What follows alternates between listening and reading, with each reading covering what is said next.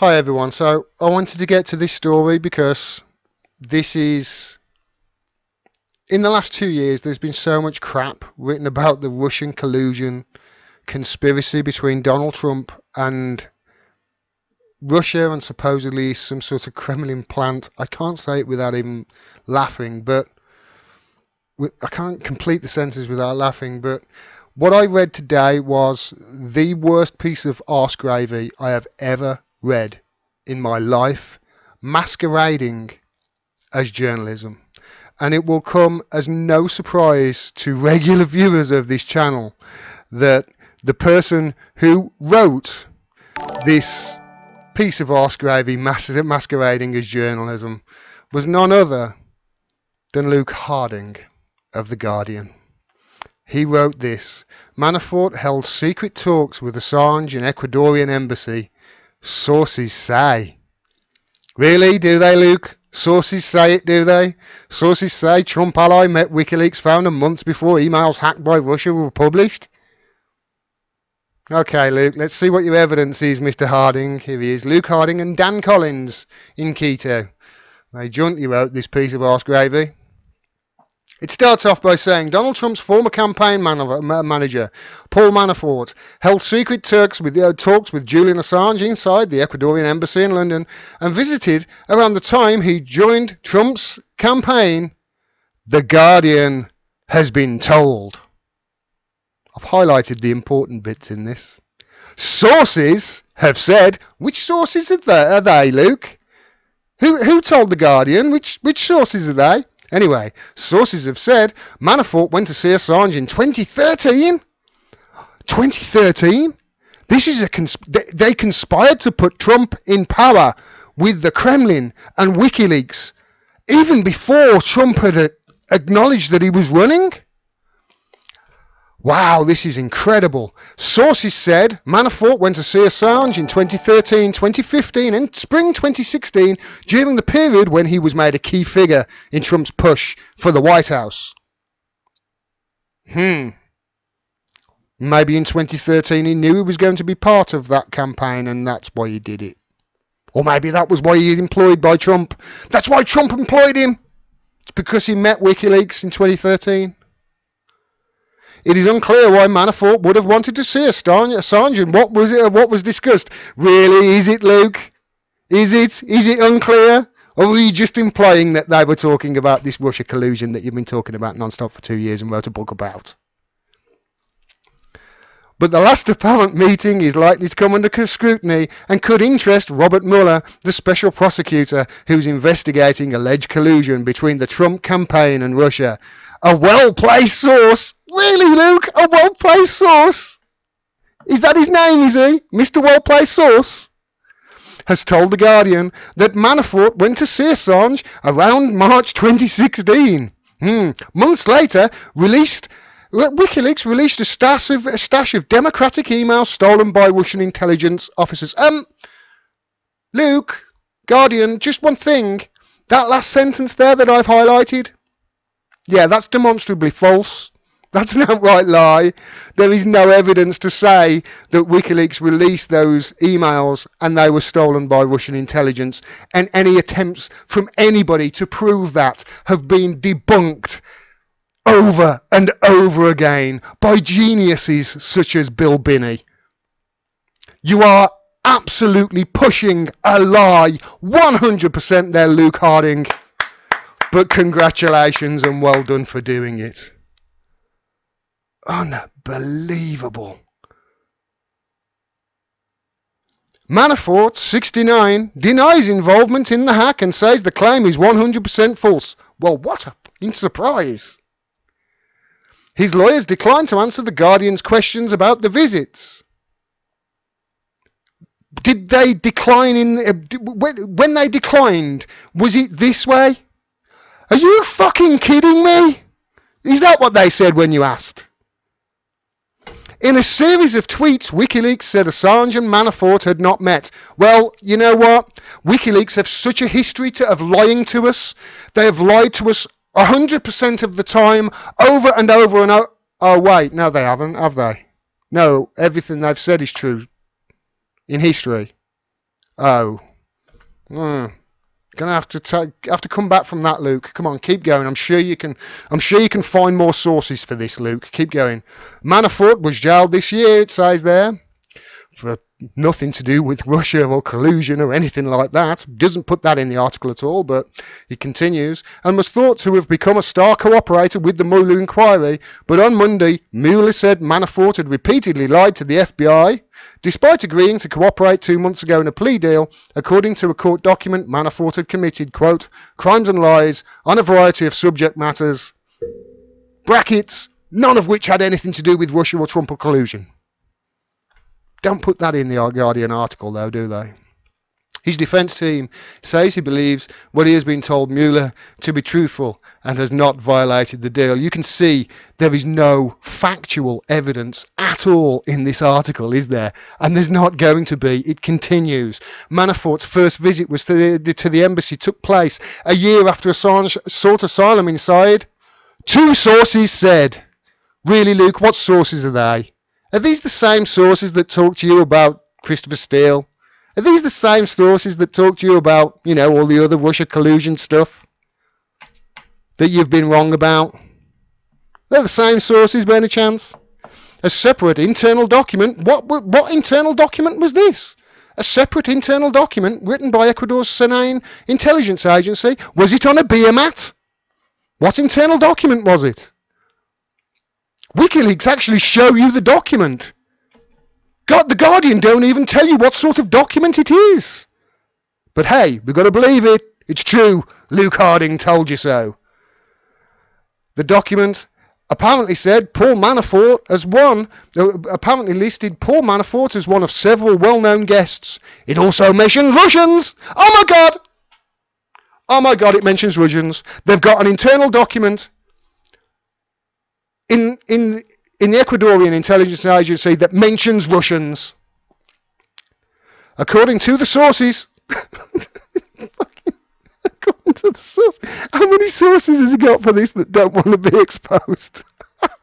Are you sure there's any sources here, Luke, or did you MI5 mates just make things up again?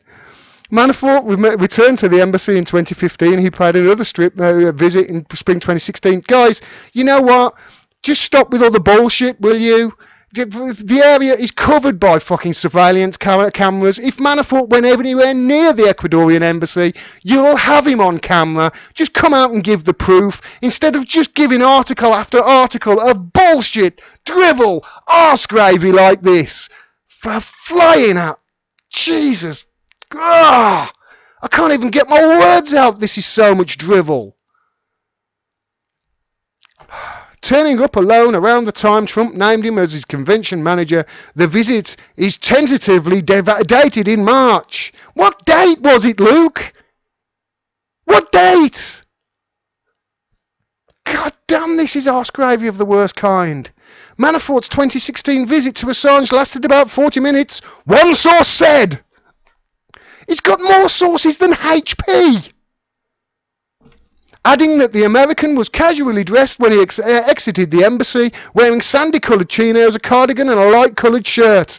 Well, thank you for describing what he was wearing that day. Have you got a picture? Have you got the name of the guy who saw him? Have you got any fucking evidence whatsoever?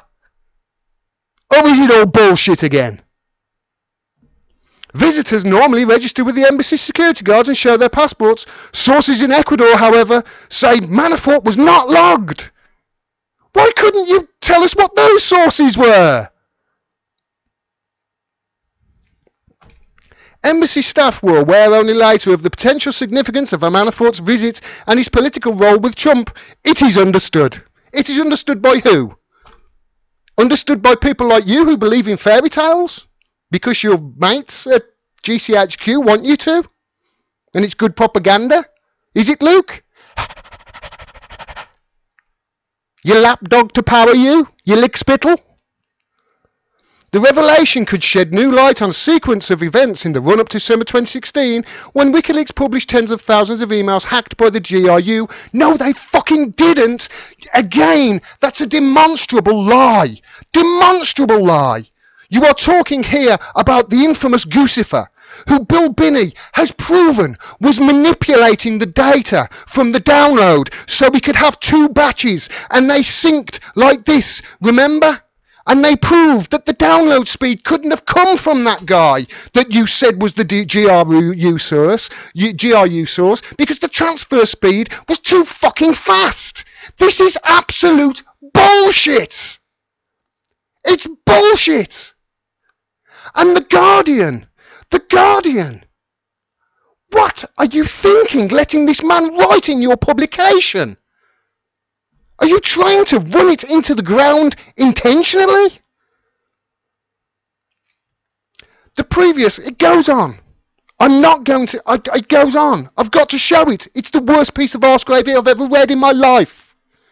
The previously unreported Manafort-Assange connection is likely to be of interest to Mueller, who has been investigating possible contacts between WikiLeaks and associates of Trump, including the political lobbyist Roger Stone and Donald Trump Jr. They have been trying desperately to link Roger Stone to WikiLeaks through Randy Credico.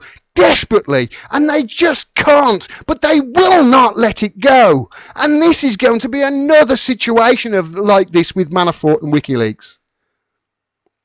All hearsay, all conjecture, all how one source said this, one source said that, and absolutely no cast iron evidence whatsoever. Earlier this year, Mueller indicted 12 GRU intelligence officers for carrying out the hack. What the fuck has that got to do with WikiLeaks? Or Manafort? In June of that year, WikiLeaks emailed the GRU via an intermediary seeking the DNC material. Yes, they did. It's called gathering more sources. It's good journalistic practice.